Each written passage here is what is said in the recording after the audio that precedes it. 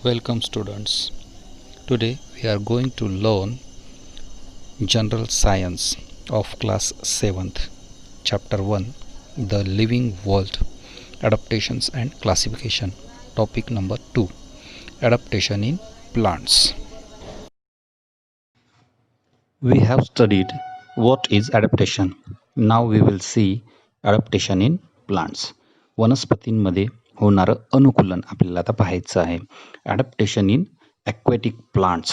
तर आता आपल्याला ॲक्वॅटिक प्लांट्स म्हणजे माहिती आहेत. Aquatic plants, the plants that grows in water. पाण्यामध्ये वाढणाऱ्या वनस्पतींना ॲक्वॅटिक प्लांट्स असं म्हणतात. तर what is the difference between terrestrial and aquatic plants, म्हणजे जमिनीवर वाढणाऱ्या वनस्पती आणि पाण्यात वाढणाऱ्या वनस्पती यांच्यामधील फरक काय असतो, हा फरक तुम्हाला माहिती आहे. तर आपण आता ॲक्वॅटिक प्लांट्सबद्दल अधिक माहिती घेऊया.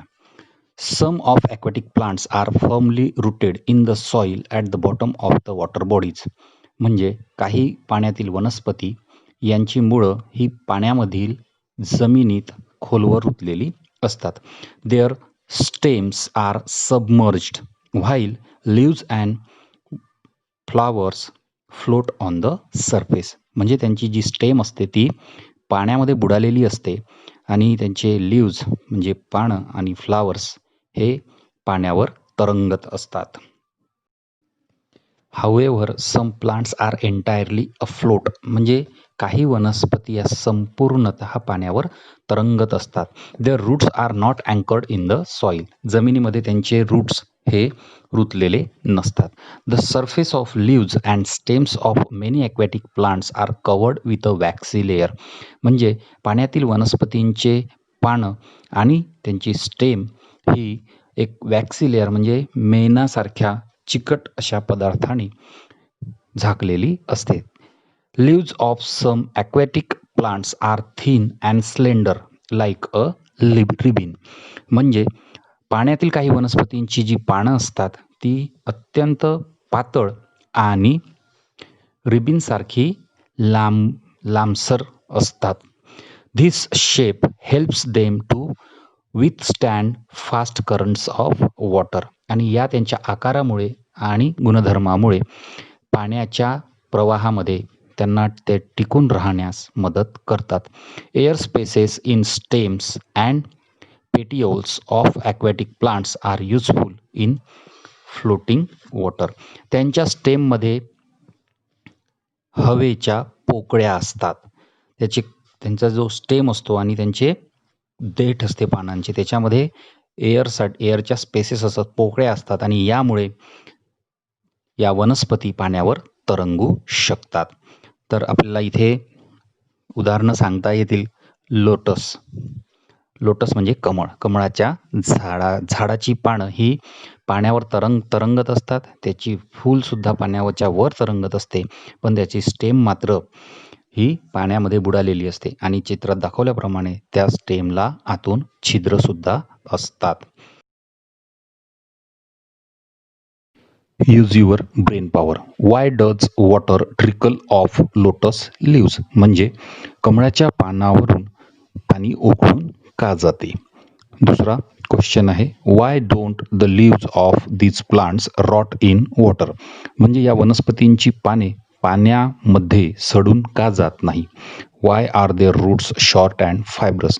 आणि या वनस्पतींची मुळे आकाराने लहान आणि तंतुमय का बरं असतात. तुम्हाला या प्रश्नांची उत्तरं शोधून काढायची आहेत. आता आपल्याला पाहायचं आहे ॲडॅप्टेशन इन डेझर्ट प्लांट्स. म्हणजे वाळवंटातील वनस्पतींमध्ये कोणतं ॲडॅप्टेशन होतं ते आपल्याला पाहायचं आहे. तर desert plants are either leafless or their leaves are like small needles or have been modified into thorns. तर डेझर्ट्समधील जे प्लांट्स आहेत ते एकतर लीफलेस म्हणजे त्यांना पानं नसतात किंवा त्यांची जी पानं असतात ती अत्यंत लहान असतात किंवा काही पानांचं रूपांतर हे काट्यांमध्ये सुद्धा झालेलं असते. As a result they lose very little water bye evaporation. आणि यामुळे ते बाष्पीभवनामुळे त्याच्यातून जास्त प्रमाणामध्ये पाणी बाहेर टाकल्या जात नाही आणि त्यामुळे ही वनस्पती कमी पाण्यामध्ये सुद्धा जिवंत राहू शकते. The stem stores water and food and is therefore fleshy. तर याची जी स्टेम असते म्हणजेच खोड असतं, ही वनस्पती या खोडामध्ये आपलं अन्न आणि पाणी साठवून ठेवते आणि त्यामुळे ती फ्लेशी असते, म्हणजे ती जाडसर असते. The stems are green as they perform photosynthesis in the absence of leaves. या झाडांना पानं नसल्यामुळे यांची जी स्टेम असते ती हिरवी असते आणि तिथेच फोटोसिंथेसिस घडून येते आणि तिथे क्लोरोफिल असल्यामुळे त्याचा रंग हा हिरवा येतो. Their roots penetrate deep into the soil and some roots spread away into the soil in search of water. आणि यांची जे मुळं असतात ही खोलवर जमिनीमध्ये रुतलेली असतात, तशीच ती सगळीकडे पसरलेली असतात पाणी ॲब्सॉर्ब करण्यासाठी.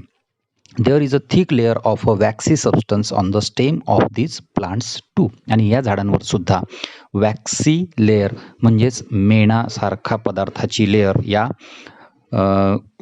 प्लांट्सच्या खोडांवर सुद्धा असते. यामुळे वेपोरायझेशन म्हणजेच बाष्पीभवन होत नाही. आता आपण बघणार आहोत adaptation in plants of snowy region. बर्फाळ प्रदेशातील वनस्पतींमधील adaptation. In what way are sloping branches useful to plants in a snowy region. तर आपण यापूर्वी बघितलेलं आहे की बर्फाळ प्रदेशामधील ज्या वनस्पती असतात त्या कोनिफेरस म्हणजेच सूचीपर्णी असतात.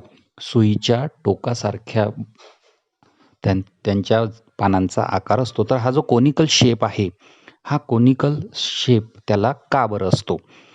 तर अर्थात बर्फाळ रिजन असल्यामुळे तिथे बर्फ पडतो आणि तो बर्फ झाडांवर साचून न राहता तो घरंगळून खाली पडायला हवा, यासाठी त्या झाडांच्या पानांची रचना ही कोनिकल शेप म्हणजे ज्या पद्धतीने आपला कोन असतो त्या टोकदार आकाराची ही झाडं असतात. तुम्हाला चित्रामध्ये सुद्धा त्याचा आकार दिसतो आहे.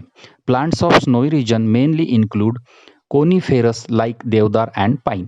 तर बर्फाळ प्रदेशामध्ये जास्त करून देवदार आणि पाईनसारखे कोनिफर्स म्हणजेच कोनिकल शेप असलेले झाडं आढळतात.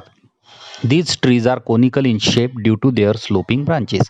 आणि यांच्या फांद्या अशा पद्धतीने त्या झाडांवर असतात की त्याचा आकार हा कोनिकल होतो. In the heavy snowfall and extreme cold in these regions their conical shape prevents the snow from accumulating on the tree and the thick bark helps the tree to withstand the cold. आणि जेव्हा इथे खूप मोठ्या प्रमाणामध्ये बर्फ किंवा थंडी पडते त्यावेळेस त्यांचा हा कोनिकल शेप त्या पानांवर मोठ्या प्रमाणात बर्फ साचून राहू देत नाही आणि त्याच्यामुळे या झाडाचं रक्षण होतं. त्याचप्रमाणे या झाडाला एकदम थिक बार्क म्हणजेच साल, जाडसर अशी साल असते, त्यामुळे थंडीमध्ये सुद्धा ही झाडं चांगल्या पद्धतीने तिथे जगू शकतात.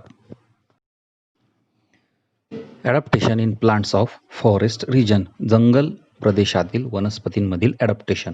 अ variety of plants, trees, shrubs and herbs are found in forest. म्हणजे मोठे वृक्ष, मध्यम आकाराचे झाडं आणि छोटे झुडपं या पद्धतीने जंगलामध्ये विविध प्रकारचे प्लांट्स आपल्याला आढळतात. These plants compete amongst themselves for sunlight. हे एकमेकांसोबत सनलाईट म्हणजे सूर्यप्रकाश मिळवण्यासाठी कम्पीट करतात म्हणजे स्पर्धा करतात. Hence trees grow tall to get sunlight and climbers and vines grow to great height with the support of trees. म्हणून जंगलातील वृक्ष आणि वेली, क्लाइंबर्स आणि वाईन म्हणजेच वेली आणि लता, तर या खूप उंच वाढतात सूर्यप्रकाश मिळवण्यासाठी. Spring like tendrils on the stem of some climbers is an example of adaptation.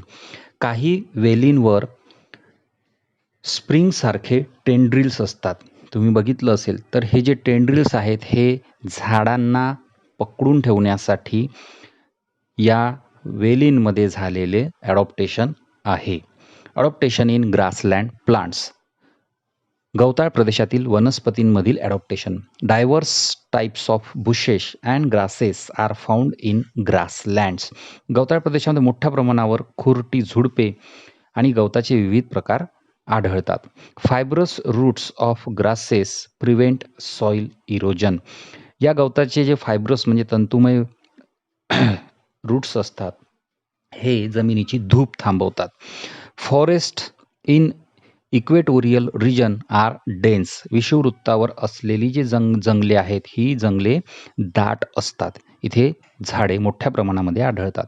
Animals like tigers, elephants and deer can remain hidden in these grasses. आणि हे गवत मोठं असल्यामुळे किंवा ही झुडपे मोठी असल्यामुळे याच्यामध्ये वाघ, हत्ती आणि हरणासारखे प्राणी लपू शकतात. However grasses in cold regions are very short. आणि थंड हवेच्या ठिकाणी जिथे वातावरण थंड असतं अशा ठिकाणी गवत हे खुरट असतं, म्हणजे त्यांची हाईट ही कमी असते.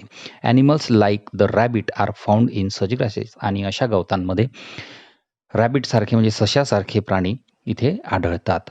Vast meadows are found in hilly areas as well as plains. पठारी आणि मैदानी प्रदेशांमध्ये मोठ्या प्रमाणावर कुरणे आढळतात. कुरण म्हणजे गवताचा भाग. नाव adaptation for injection of food in plants.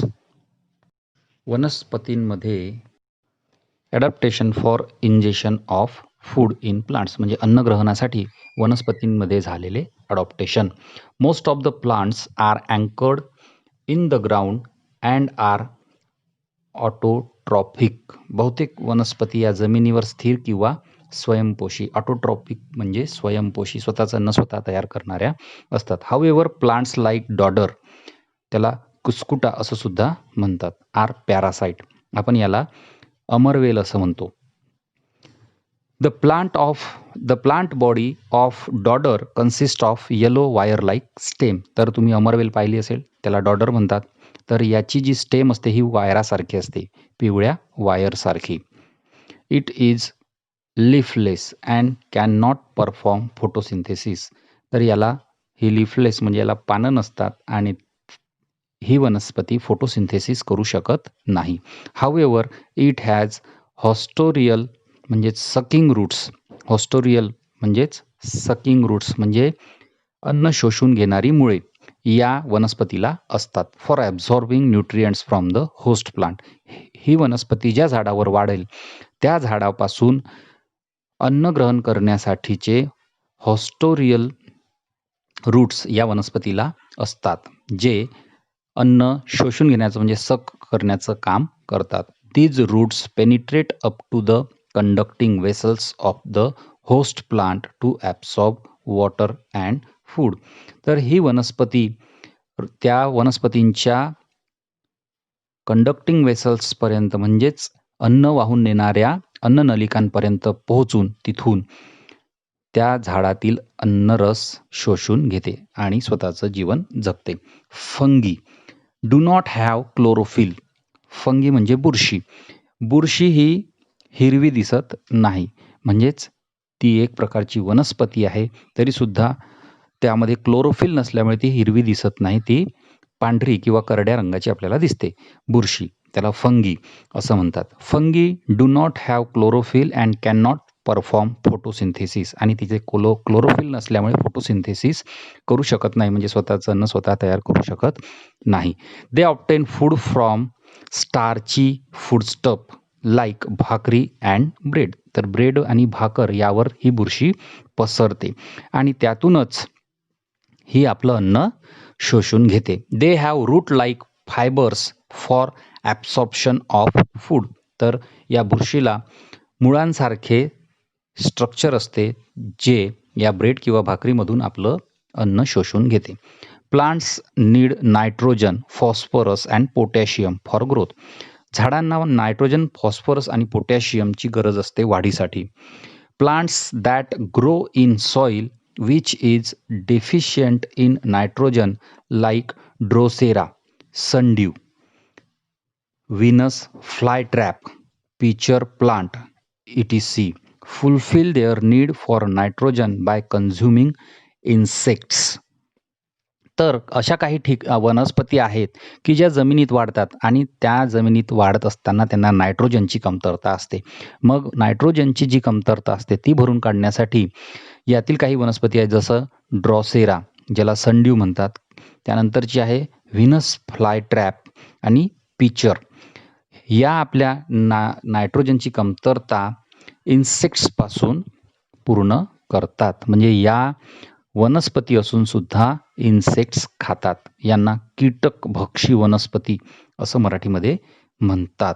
इन्सेक्ट्सना पकडण्यासाठी काही ॲडॉप्टेशन्स झालेली असतात.